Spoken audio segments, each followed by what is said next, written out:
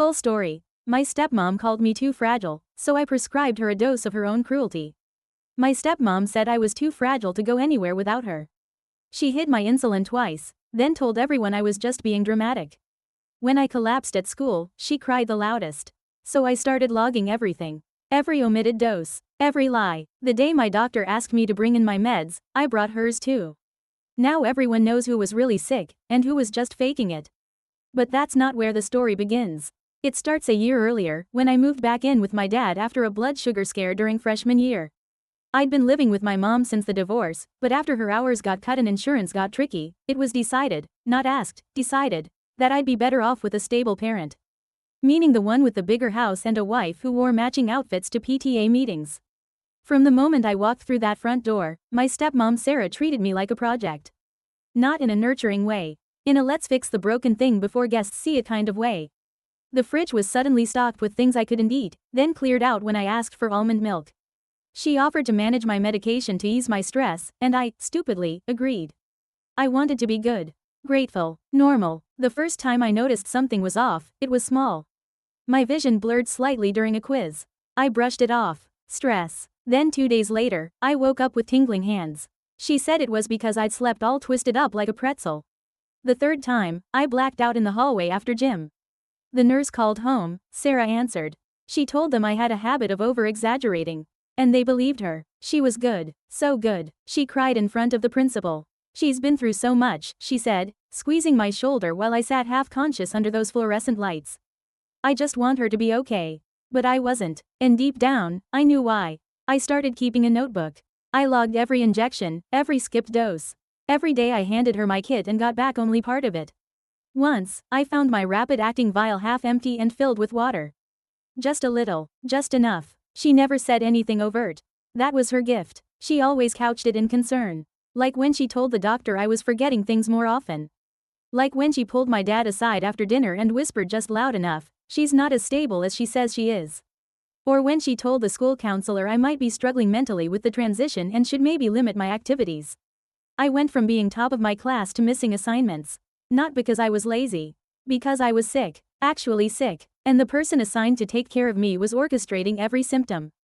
Then one night, I found it. I wasn't even snooping. I was looking for batteries in the hallway drawer and there it was, a small black notebook with a leather strap. Hers. Inside were food logs, medication notes, but not mine, hers. She was taking mild doses of my insulin. Enough to look concerned. Enough to share the burden. She had written things like lowered her dose, will monitor mood, and skipped morning injection, checked blood sugar before school.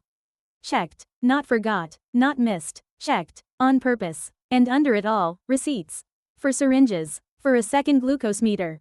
Hers. That's when I realized she wasn't just pretending I was fragile. She was making me fragile. And enjoying every second. It was like Munchausen by proxy, except neat and suburban and so well performed that even I questioned if I was imagining things. So I planned. Slowly, quietly. I played the game. I let her help. I let her think I was slipping. I even left my notebook out once, just to see if she'd touch it. She did. She circled 3 entries. The ones where I'd logged exactly how much she tampered with. I never mentioned it, but I bought a lockbox the next day. I changed my pharmacy pickup to in-person only. And when Dr. Levy asked me, casually, during a routine appointment, if I'd ever had someone else administer my medication, I told her the truth. All of it. She asked me to bring in my supplies the following week. I did, but I also brought Sarah's. Not the whole notebook, just photocopies. A few syringe packages, the extra meter, and a receipt with her signature. That was the first domino. I thought it would fall quietly. It didn't, but you know what no one expects? A sick kid who documents everything. A teen who knows her blood sugar patterns like the back of her hand. A girl who was too fragile to stand up for herself, until she wasn't. The fallout didn't hit right away. Sarah was smart. She cried. She blamed stress. She said she was just trying to help, that she made mistakes out of love. But she didn't know about the emails. Or the printouts. Or the time-stamped photos of each dose. I kept going to school. I stayed quiet. But people started asking questions. And once people started asking, they didn't stop. They pulled me from class on a Thursday. Not for an emergency, not exactly. The school nurse had flagged a concern after receiving a call from Dr. Levy's office. Apparently, there were inconsistencies in my reported dosage history, and now they wanted to confirm some things. I was escorted to the counselor's office, where my dad sat waiting, red-faced and stiff. Sarah wasn't there. I remember that detail because it was the first time her absence didn't scare me, it calmed me. The counselor, Ms. Tran, was gentle. She asked if I was comfortable. I nodded. Then she asked if I had ever noticed someone adjusting or withholding my medication without telling me. I stared at her for a full 10 seconds before answering. Yes, I said, and I have proof. My dad didn't speak, not even when I reached into my backpack and slid out the flash drive. I had copied everything, not just the logs, but the photos, emails between me and Dr. Levy, the pharmacy history that showed my refills weren't matching up. I even had security footage from the hallway camera, the one outside the kitchen, showing Sarah removing the vial from my kit and slipping it into her purse when she thought I wasn't looking. After that, things happened fast. Too fast. Child Protective Services got involved. So did the police. They didn't file charges right away, they said it was complicated. Medical abuse usually is, especially when the accused is a well-groomed, white-collar stepmother in a tidy house with no history of violence. But what they couldn't dismiss were the numbers. Glucose patterns don't lie, and neither do blood tests. Sarah had been giving herself trace doses of insulin. Not enough to harm herself, just enough to explain the fainting. The shakiness, the dramatic episodes she'd staged at church or in the grocery store. My doctor later told me that the only reason this wasn't caught sooner was because it was so rare, so calculated, and so wrapped in social acceptability that no one even thought to ask. For a while, I lived with my aunt, Dad's sister, who didn't like Sarah from the start. I'd catch her shaking her head whenever we talked about what happened, whispering, I knew something was off, but I didn't know it was this. But the weird part? My dad didn't leave her. Not at first. Not even when CPS recommended full medical autonomy for me, not even when I told him point blank, she could have killed me. He said things like, she was trying her best, and she just got overwhelmed. I realized then that Sarah hadn't just manipulated me. She'd gotten to him too. Maybe not medically, but emotionally. I learned later she told him that I'd become paranoid, that I'd always had a flair for the dramatic, that maybe I was lying for attention. It nearly worked. For 2 months, he barely spoke to me. When he did, it was stiff and awkward, like he didn't know which version of the story to believe. And then, she slipped. It happened in a grocery store. Apparently, she fainted in the aisle. EMS was called. Standard vitals, standard tests. But this time the paramedic noticed something off. Sarah's blood sugar was abnormally low, and the responder had seen a similar pattern before. They flagged it. The hospital ran a deeper panel. They found insulin levels inconsistent with her medical records. She wasn't diabetic, not even close. That was the crack in her mask. After that, things unraveled quickly. Her pharmacy records were subpoenaed. Her prescriptions didn't match the meds in her cabinet. One nurse who had previously dismissed me came forward after recognizing Sarah from a conference on caregiver fatigue. She remembered Sarah mentioning me. Vaguely, pityingly. She's not strong, Sarah had said. Emotionally or physically, but it was her journal that sealed it. The little black book I had photographed? It was still in the house. The original, tucked behind a row of cookbooks, like a bookmark for her secrets. And in it, beneath the dosage notes and food tracking, were pages of something else. Thoughts, justifications, strange affirmations like they need me more when I'm the only one who understands their illness and being essential means staying ahead of the symptoms. My aunt called it a manifesto. The detectives called it evidence of motive. I just called it psychotic. When I read it, I felt cold. Because some part of me still wanted to believe she was just stressed. That maybe she'd made a few bad calls under pressure. But this was intentional, controlled, and methodical. After the journal came out, everything shifted. My dad finally moved out. Sarah was placed under investigation for medical neglect and fraud. She lawyered up fast, claimed the journal was fiction. Therapy exercises, writing to cope, she said. But the damage was done. Her reputation collapsed. Friends stopped calling. Her job put her on administrative leave. And me? I was finally heard, but not healed. Not really. Because there's a difference between justice and closure. One is about truth, the other is about peace. And some part of me still woke up wondering if I was safe. If someone, anyone, might walk into my room and take something I couldn't live without, just because they could. Because they thought I needed them more than I needed air. The media got wind of it eventually. Not in the way you'd expect, no dramatic headlines or primetime interviews. Just a few local outlets, a quiet segment on caregiver abuse tucked between stories about school board meetings and weather alerts. Teen uncovers alleged medical manipulation at home. That was the title. They blurred my name, not hers. But what they didn't blur was the footage someone had leaked. A short clip of Sarah being escorted from the hospital after that grocery store incident. She looked composed, still playing the part. Even as she sat in the back of the cruiser, she crossed her legs, fixed her collar, and gave the camera the same strained smile she used to give me when she said, "It's for your own good." The story should have ended there. That's what everyone thought, but it didn't, because a month after she left the house, after the restraining order, after the last meeting with CPS, after I started breathing normally for the first time in over a year, we got a letter. Not an email, not a call, a physical letter, in handwriting I recognized instantly. I opened it alone, sitting at the kitchen table in my aunt's house. The envelope was lavender, thick, scented. Like a card you'd send with flowers. Inside, just 5 lines, "I always loved you. I never meant to hurt you. One day, you'll understand what I gave up for you. You were never supposed to suffer. You just weren't supposed to leave me behind." No signature, no return address. But I knew it was her. The phrasing, the guilt-laced logic, the way she always centered herself even when apologizing. I didn't show it to my dad. He was still entangling himself from her, still answering questions from lawyers and friends and the church group that now only invited him to things just him, no +1. I burned the letter in the sink. Watched it curl and blacken and vanish. But I didn't forget the last line. "You weren't supposed to leave me behind." That's when it hit me. This wasn't about care or concern. It never had been. It was about control, about being needed, about building a world so fragile, so dependent on her that if I ever stepped away, even for a second, it all came crashing down. That's why she never taught me how to manage my prescriptions solo. That's why she'd say things like, "You're so forgetful," or "Let me handle this, it's too much for you." She wasn't helping me live. She was training me to believe I couldn't. The next few months were a blur. Therapy twice a week, blood tests weekly, trust, rebuilding that was the slowest part. Even with people who meant well, I caught myself second-guessing everything. Every offer of help sounded suspicious.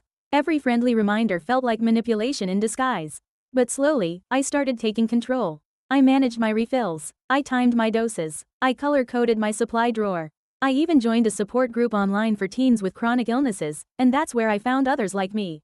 Not identical stories, but similar shadows. People whose caregivers blurred the lines between love and power. People who were praised for surviving while quietly being sabotaged behind closed doors. It was validating, but also terrifying, because for every story that ended with exposure, there were others that didn't. People still trapped, still dependent, still questioning if they were the problem. One girl told me her aunt switched her seizure meds with low-dose sedatives to make her more manageable.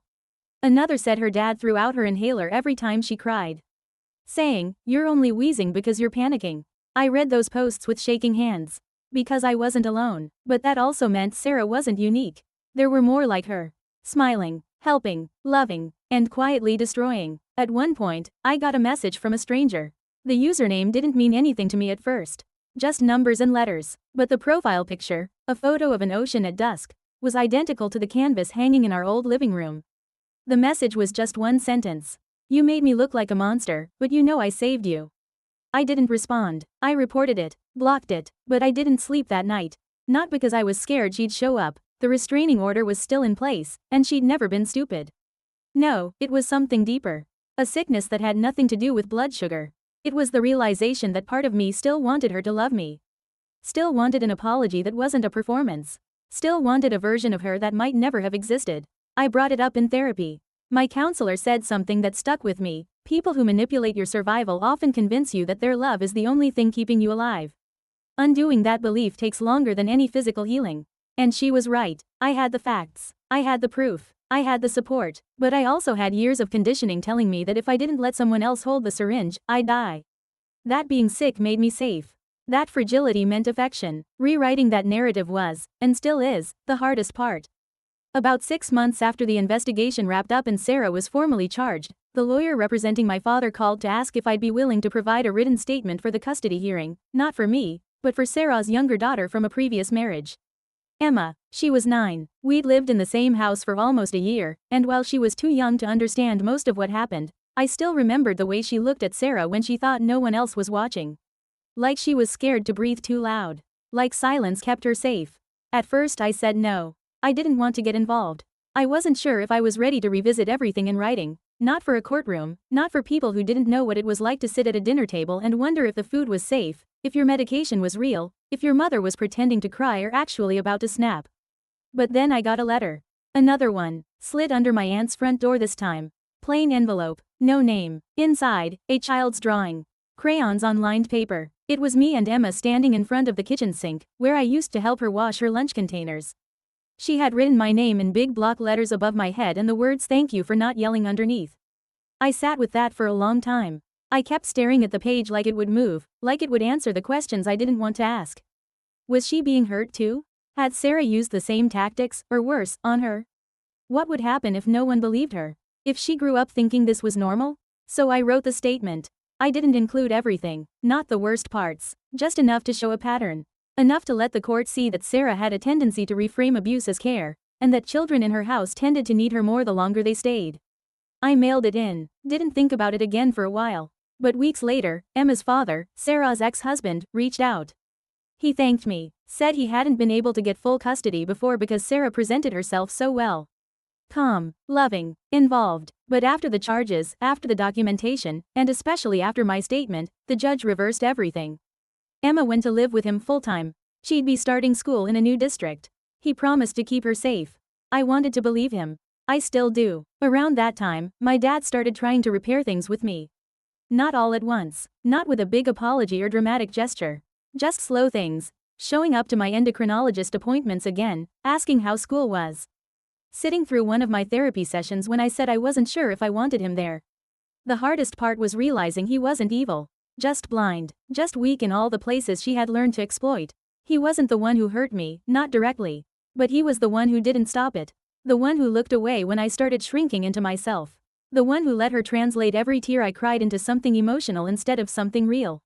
I told him that. During one long, quiet car ride back from the pharmacy, I said, "She didn't just lie to you.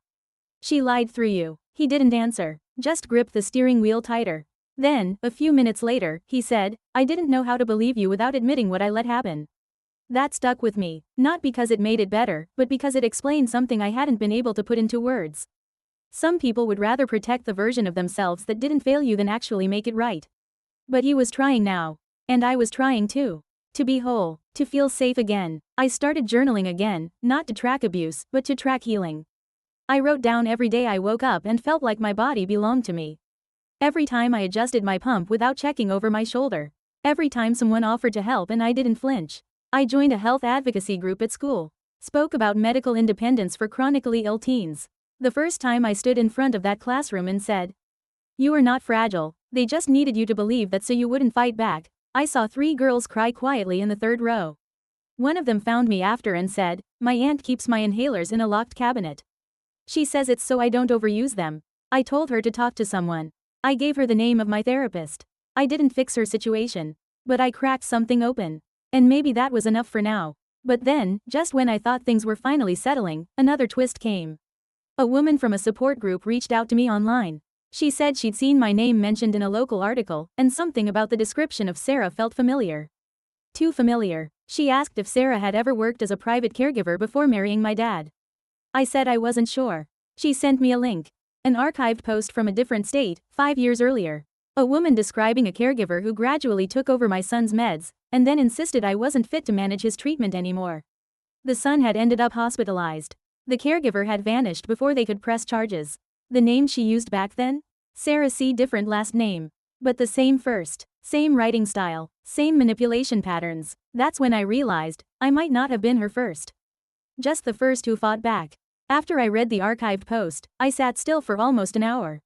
I didn't touch my phone. Didn't move. I just stared at the screen, rereading every word the other woman had written. The son's age, the timeline, the symptoms, it all lined up too closely. Different illness, same tactics.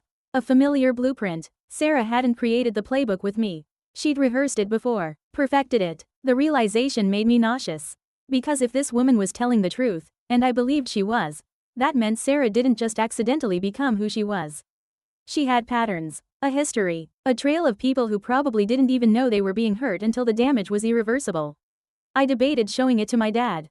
For days, I copied the page, saved screenshots in case it disappeared. But something in me hesitated. Maybe I didn't want to reopen that part of the conversation. Maybe I was tired of being the messenger of horror. Or maybe, deep down, I still didn't fully understand what kind of person we had let into our lives. I brought it up in therapy. My therapist asked if I was afraid it would make me feel worse, not better. I said yes, because it did. Knowing I wasn't alone in what I went through should have felt validating. Instead, it made me realize how many other people hadn't spoken up. How many still might not know. How many had been dismissed, gaslit, told they were overly sensitive or attention-seeking. Just like I had. And some of them probably never got out. That haunted me, so I reached out to the woman again. I asked if she'd ever tried to report Sarah. She said she had, but without concrete proof, and with Sarah gone, no one took her seriously. Just another caregiver dispute. No criminal record. No arrest. Just suspicion. The woman said she still had copies of her notes, old voicemails, even a few photos. She offered to send them if I wanted to include them in my case.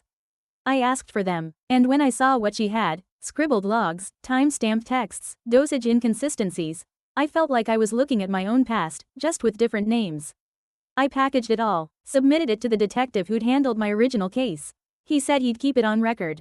But Sarah had already left the state. Moved back in with an old relative. No pending court date yet. We're building a profile, he said, but cases like these take time. A lot of time. I hung up the phone feeling hollow. Like I had all the puzzle pieces but no frame to hold them.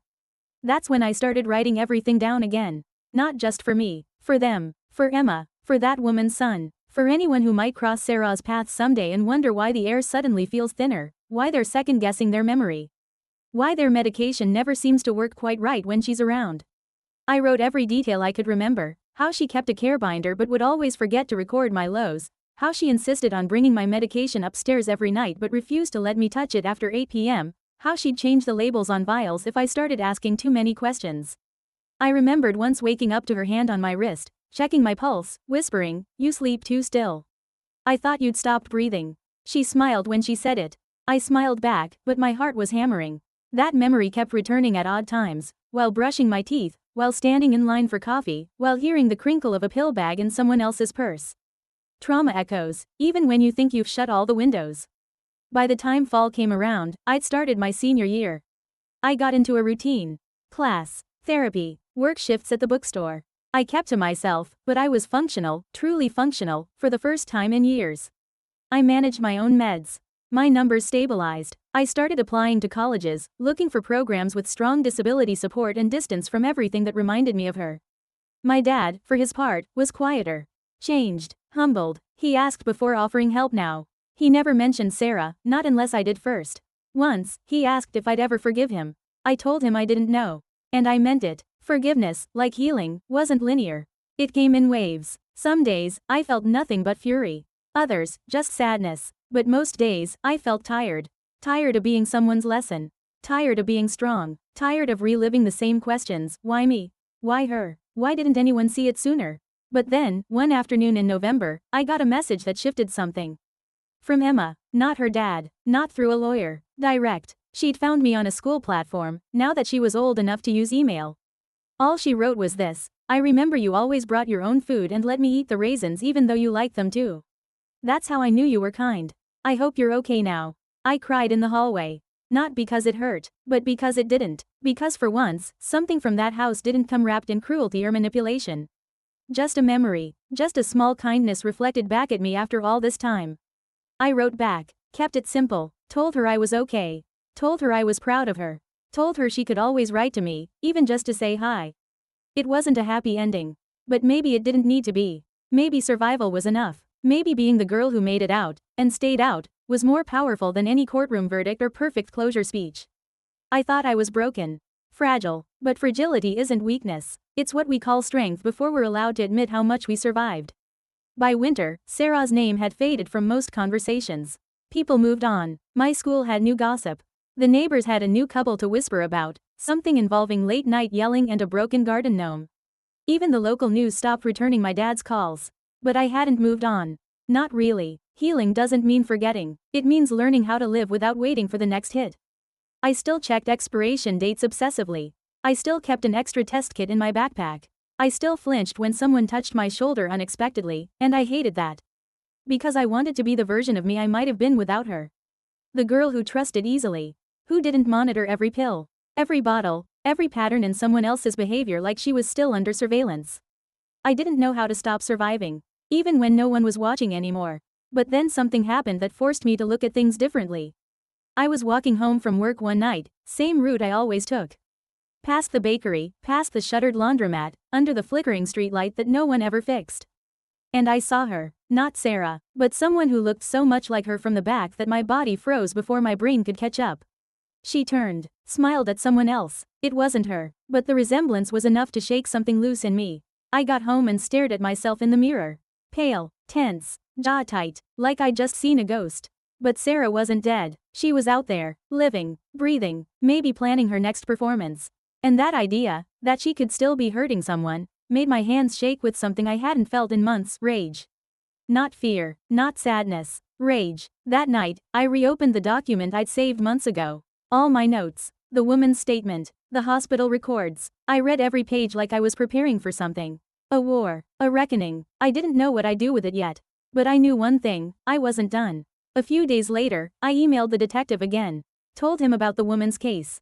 About the similarities. Attached everything. He replied 3 days later. Short message. Thanks for the update. We're building a pattern. Don't stop documenting. That phrase stuck with me. Don't stop documenting. It was the first rule I'd taught myself back when I couldn't trust my own memory. When Sarah told me I'd imagined skipping a dose. When she said I was getting fuzzy from stress. When I questioned my own notes. Don't stop documenting. It was survival then, but now, it was a weapon. Not against her, but for others. So I started writing more, not Reddit posts, not blog essays but articles. Anonymous at first, just observations, patterns, advice for young chronically ill people whose caregivers seemed a little too helpful. I wrote about power disguised as kindness. About control passed off as concern. About people who smile while slowly taking things away from you, autonomy, independence, breath.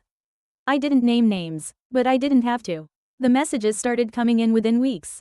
Quiet ones, from kids, teens, even adults, saying, "This sounds like my mom. My nurse does this too. Is it normal for someone else to decide when I take my meds even if I'm 17?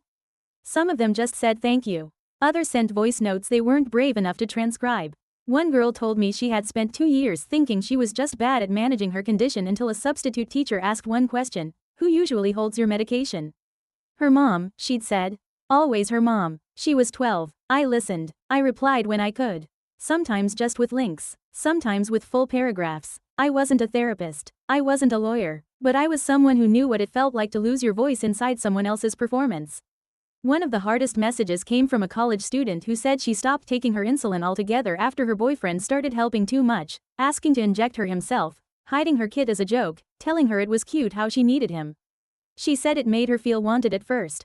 Then it made her feel sick. Then it almost killed her. She didn't want to report it. She just wanted to know she wasn't crazy. I told her she wasn't.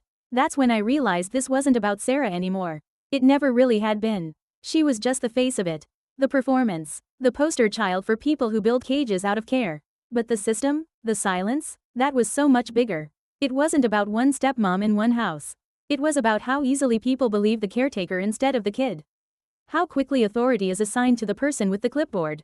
How long it takes to convince someone that their story is worth believing, even when they have the bruises. Even when they have the records.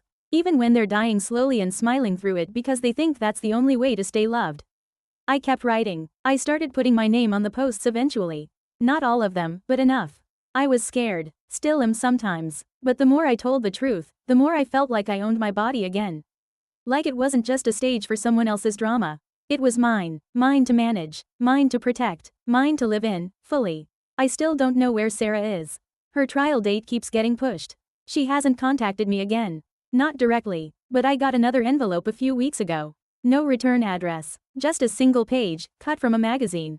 An ad for a diabetes awareness campaign. Someone circled the word resilient in thick red marker. No note, no handwriting, nothing to trace. Just that one word, resilient. I burned that one too. But I kept a photo. The more time passed, the more the silence around Sarah changed texture. At first it was dense, suffocating, like everyone was tiptoeing around what had happened. Afraid to say too much, afraid to look too hard. Then it became lighter, thinner, like a film over everything, always present but no longer defining. I thought I'd feel relieved when that happened. But instead I felt something stranger. Like I was waiting for something. A sound that never came. A crack in the air. I was 19 when I got the notification from the court website. Her trial was finally moving forward. Medical fraud, reckless endangerment, evidence tampering. Nothing that fully described what she did. But still, something. My dad asked if I wanted to testify. The prosecution said my written statement was already powerful, but live testimony could add weight. I didn't answer right away. I went back and reread my own notes. Every photo, every line I'd written in the weeks I thought I might not make it to graduation. Then I said yes. The courtroom was colder than I expected. She was already seated when I walked in, blazer, soft hair, no expression. She looked smaller, not in a sympathetic way, in a deflated, unfinished way, like she hadn't rehearsed this version of herself. She didn't look at me. Not when I sat down. Not when I stood up. Not even when I said her name out loud for the first time in 2 years. I thought I'd break down.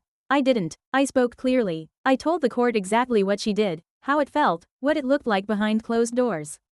I didn't dramatize. I didn't exaggerate. I didn't need to. The truth was enough. And when I stepped down, I didn't look back at her.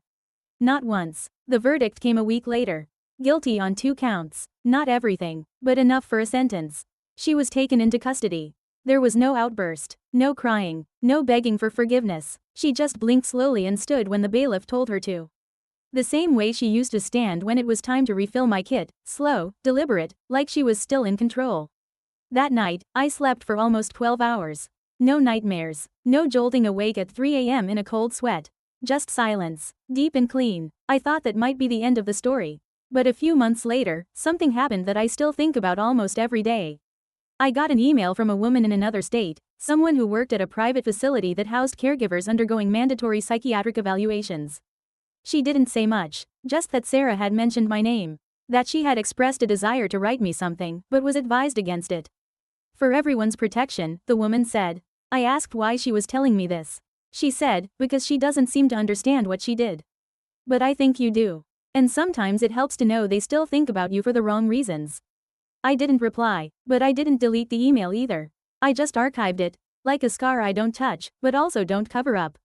College helped. Distance helped more. I started fresh. New city, new routines. No one knew my story unless I chose to tell it. And when I did, I told it in full. Not just the headlines. Not just my stepmom faked caring and nearly killed me. I told them about how it felt to second-guess your own survival. How people will call you dramatic because the truth is too inconvenient. How some of the worst abuse comes wrapped in soft voices and slow poison. I still kept my notebook. Not because I needed it anymore, but because it reminded me of who I used to be, and how far I'd come. One night, sophomore year, a classmate saw me testing my blood sugar at the library and asked if I needed help. I smiled and said, no, I've got it. And I meant it. I really meant it. That moment stuck with me more than the courtroom. More than the verdict. More than anything Sarah ever said. Because for the first time, I realized I didn't just survive her. I outgrew her. Her voice used to live in my head. Whispering doubts, second-guessing instincts, convincing me that I was incapable of keeping myself alive. That I was weak, fragile, a burden. But now, when I hear that voice, and I still do sometimes, faint and far away, I don't silence it. I let it speak, and then I answer, I'm still here.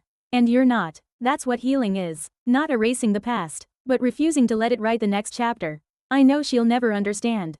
People like her rarely do. Their sense of reality bends to fit the story where they're always the victim, the martyr, the misunderstood savior. But I don't need her to understand. I don't need anything from her anymore.